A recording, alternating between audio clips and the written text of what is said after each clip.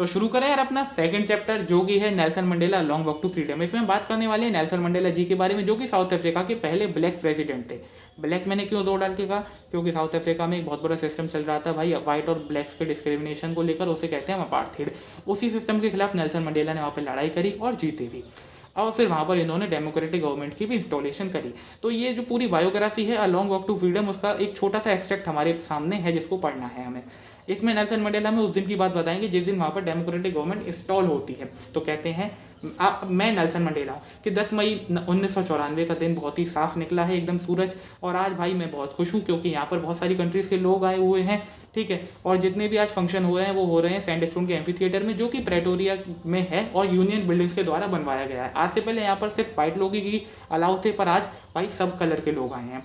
फिर वो कहते हैं कि अभी मेरे साथ मेरी बेटी भी हैं, और अब जो मेरे डिप्टी प्रेसिडेंट है वो अपनी शपथ ले चुके हैं, अब मैं शपथ लेने जा रहा हूँ। फिर वो शपथ लेते हैं और कहते हैं कि आज हम लोग चमक डालने आए हैं अपनी नई नई आज़ादी के ऊपर जो हमने अभी पाई है। बाकी हम लोगों जिनको सब बाहर वाला समझते थे, बाहर वाला क्यों, क्योंकि हमारी कंट्री में इतना बड़ा सिस्टम था इतने सालों से, तो आज उन्हीं लोगों के यहाँ इतनी सारी कंट्रीज़ के लोग आए हैं। मैं देखकर बहुत खुश हूँ, सभी का मैं थैंक यू करना चाहूँगा। और फिर अपने देश के लोगों से कहते हैं कि आज के बाद हम भरोसा दिलाएंगे कभी भी हमारी कंट्री में किसी के साथ भी डिस्क्रिमिनेशन नहीं होगा, गरीबी से कोई नहीं परेशान होगा और कोई भी भुखमरी से नहीं मरेगा। बाकी कहते हैं कि अफ्रीका में आज जितना भाई सूरज चमकदार निकला उतना कभी का नहीं होगा, भगवान अफ्रीका को आशीर्वाद दे। उसके बाद वहाँ पर जेट्स का प्रेजेंटेशन जाता है, ऑफिसर्स को सम्मानित किया जाता है। कहते हैं कि इन्हीं ऑफिसर ने कुछ साल पहले मुझे अरेस्ट भी किया था, पर आज मैंने सम्मानित कर रहा हूँ। फिर वो कहते हैं आज मैं हिस्ट्री को देखता हूँ तो बहुत मैं खुश हूँ, क्योंकि आज हमने उस सिस्टम को खत्म कर दिया है और एक इंसानों वाला जीवन हम साउथ अफ्रीका में लाने वाले हैं, वरना हमारी जिंदगी तो जानवरों से भी बदतर थी।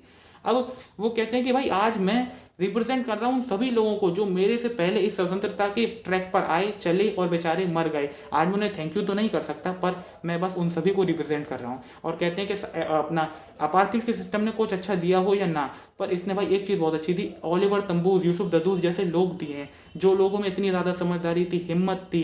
क्योंकि इन लोगों को बनाने के लिए हमें उस टाइप का टॉर्चर चाहिए होता है जो हम भाई नहीं ला सकते। उस टॉर्चर से, उस सेक्रीफाइसेस से ऐसे लोग हमें मिलते हैं, ठीक है। और फिर कहते हैं भाई मैंने अपने साथियों से ही सीखा है कि करेज का मतलब क्या होता है। करेज का मतलब एब्सेंस ऑफ फियर नहीं होता है, करेज का मतलब तो विक्ट्री ओवर फियर होता है, ठीक है।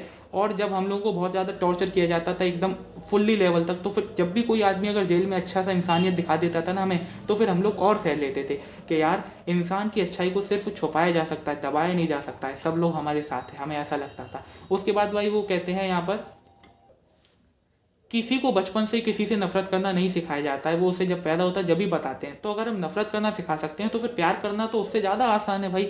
और कहते हैं कि अगर कोई इंसान पैदा हुआ है तो उसके दो कर्तव्य होते हैं, एक तो अपने माँ बाप फैमिली के प्रति, दूसरा होता है अपने देश के लोगों के प्रति, ठीक है। अगर कोई भी आदमी किसी कंट्री में रहता है तो वो इन दोनों कर्तव्यों को निभा सकता है आसानी से, पर अगर वो साउथ अफ्रीका में रहता है तो उसके लिए बहुत मुश्किल है। और अगर वो ब्लैक कलर का है तो भूल ही जाए, क्योंकि यहाँ पर अगर कोई आदमी अपने देश के लोगों का भला करने की सोचता है तो फिर उसे अपनी फैमिली से अलग कर दिया जाता है, ऐसी जिंदगी जीने पर मजबूर किया जाता है जिसमें वो सिर्फ छुपता छुपाता रहे और विद्रोह करता रहे।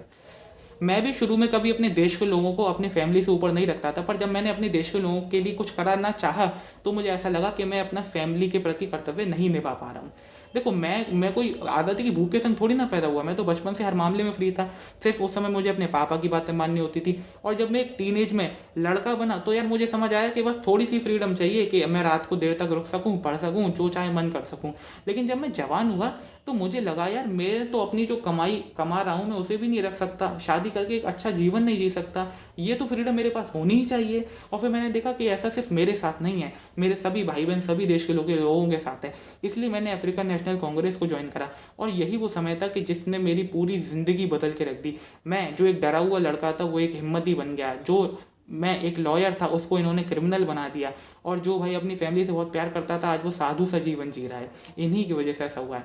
वो कहते हैं कि मैं भाई और लोगों जितना सेक्रीफाइसिंग तो नहीं था जितना और लोग थे, पर जब भी मैंने सोचने की कोशिश भी की कि भाई जो मेरे पास थोड़ी बहुत फ्रीडम भी है उन्हें मज़े ले लूँ, तो जब भी मैं उनके मज़े नहीं ले पाया, क्योंकि मेरे बाकी लोग तो फ्री नहीं थे ना। इसलिए फ्रीडम इंडिविजिबल होती है, अगर कोई एक भी आदमी फ्री नहीं है तो यानी सब घिरे हुए हैं। और वो कहते हैं कि ऑपरेसर और ऑपरेस्ड यानी दबाने वाला और दबने वाला दोनों की ही आज़ादी छिनती है, क्योंकि दबने वाला जो होता है उसकी तो आज़ादी छीनी जाती है, दबाने वाला छीनता है। लेकिन जो दबाने वाला होता है उसकी भी आज़ादी छिनती है। कैसे? क्योंकि वो दबने वाले की नफरत का शिकार होता है, एक छोटी सोच का शिकार होता है। इसी के साथ बेटा चैप्टर आपका खत्म होता है।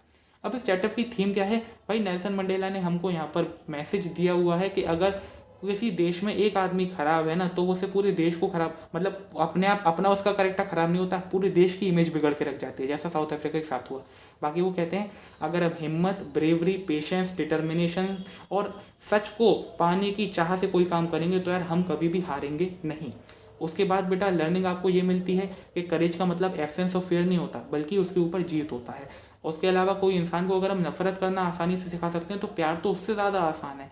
बाकी कोई भी काम आप करो तो पेशेंस से करो, डिटर्मिनेशन से करो, और फिर उसको बस डिसिप्लिन और ले आओ उसमें, तो आप हमेशा अपने टारगेट को अचीव कर ही लोगे। इसी के साथ ये चैप्टर खत्म होता है। चलते हैं अपने नेक्स्ट चैप्टर की ओर।